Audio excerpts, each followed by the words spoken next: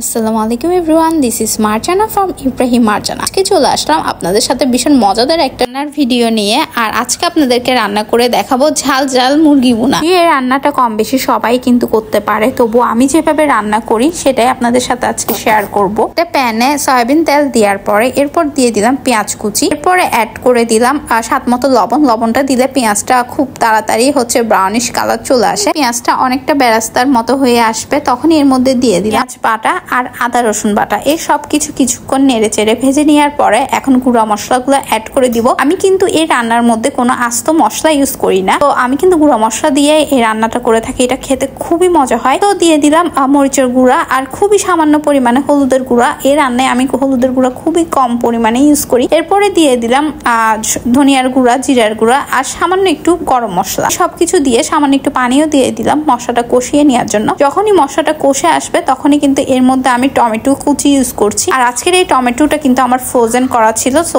Frozen টমেটোটাই এখানে use করেছি। Tomato কিভাবে ফ্রোজেন করে রাখতে হয় ওটারও কিন্তু আমার পেজে অলরেডি ভিডিও আছে, আপনারা চাইলে দেখে আসতে পারেন। আর আজকে আমি ব্রয়লার মুরগি ভুনা করব। আসলে ব্রয়লার মুরগিটা কিন্তু এভাবে রসা ভুনা করে খেলে অনেক বেশি মজা লাগে। যারা এই রেসিপিটা এখনো ট্রাই করেননি অবশ্যই কিন্তু ট্রাই করে আমাকে জানাবেন আপনাদের কেমন লেগেছে। মশলাটা কষিয়ে নেওয়ার পরে এখন এর মধ্যে মুরগি দিয়ে দিলাম। আমি কিন্তু আজকে রেগুলার পিসেস ব্রয়লার মুরগিটা নিয়েছি, আর এখানে কিন্তু কয়েক পিস আমি কলিজাও দিয়েছি, যেহেতু আমার কিন্তু কলিজা খুবই পছন্দ। তো যাদের পছন্দ না তারা এটা স্কিপও করতে পারেন। এরপরে এভাবে নেড়ে নেড়ে এর সাথে চিকেনটা ভালো করে কষিয়ে নিতে হবে। এর মাঝে কিন্তু আমি 4-5টা এভাবে আস্ত কাঁচামরিচও দিয়ে দিয়েছি। কষানোর সময় কিন্তু কাঁচামরিচটা দিলে খুব নাইস একটা ফ্লেভার আসে, আর এটা কিন্তু আমার খুবই ভালো লাগে।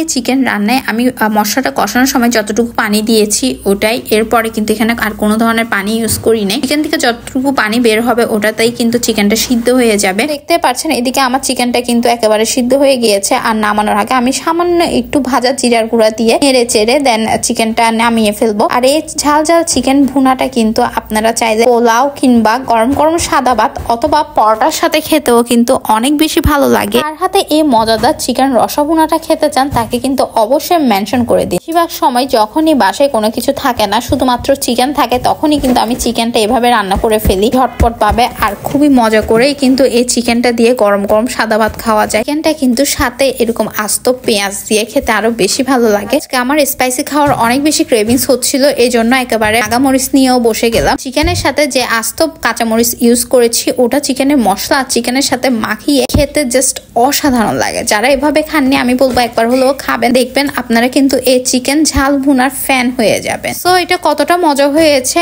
এটা আমি বলবো না, আপনারা কিন্তু বাসায় রান্না করে খেয়ে আমাকে জানাবেন আপনাদের কেমন লেগেছে। এখানে আবার অনেকে বলতে পারেন যে চিকেন রান্না তো সবাই করতে পারে, সেটা আবার দেখানোর কি আছে। তো আমি মনে করি রান্নাটাও কিন্তু এক ধরনের আর্ট, যেটা এক একজন এক এক মশলা দিয়ে এক এক ভাবে রান্না করে। তো আসলে আমার কাছে এই রান্নাটা অনেক বেশি মজা লাগে দেখে আপনাদের সাথেও এটা শেয়ার করলাম। তো ভিডিও ভালো লাগলে অবশ্যই একটা থামস আপ দিবেন। যারা এখনো ইব্রাহিম মার্জানাকে ফলো করেননি, ইব্রাহিম মার্জানাকে ফলো করে আমাদের সাথেই থাকবে। That's it for today.